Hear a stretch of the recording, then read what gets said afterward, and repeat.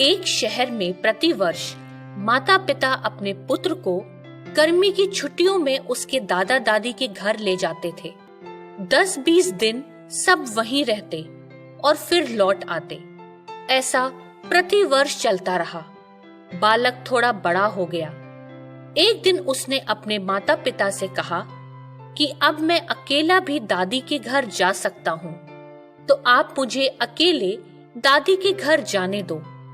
माता पिता पहले तो राजी नहीं हुए, परंतु जब बालक ने जोर दिया तो उसको सारी सावधानी समझाते हुए अनुमति दे दी। जाने का दिन आया।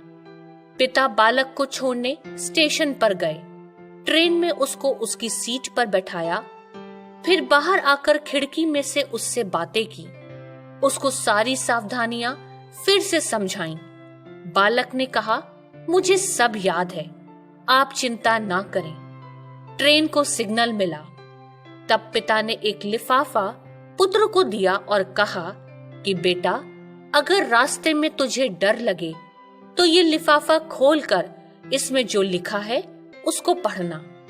बालक ने पत्र जेब में रख लिया। पिता ने हाथ हिलाकर विदा किया। ट्रेन चलती रही। हर स्टेशन पर नए लोग आते रहे, पुराने उतरते रहे। सबके साथ कोई न कोई था। अब बालक को अकेलापन लगने लगा। अगले स्टेशन पर ट्रेन में एक ऐसी शख्सियत आई जिसका चेहरा बहुत भयानक था। बालक पहली बार बिना माता पिता के, बिना किसी सहयोगी के यात्रा कर रहा था। उसने अपनी आंखें बंद कर सोने का प्रयास किया, परंतु बार बार वो भयानक चेहरा उसकी आंखों के सामने घूमने लगा। बालक भयभीत हो गया, रुआसा हो गया। तब उसको पिता की दी हुई चिट्ठी याद आई। उसने जेब में हाथ डाला, हाथ कांप रहा था। पत्र निकाला, लिफाफा खोला और पढ़ा।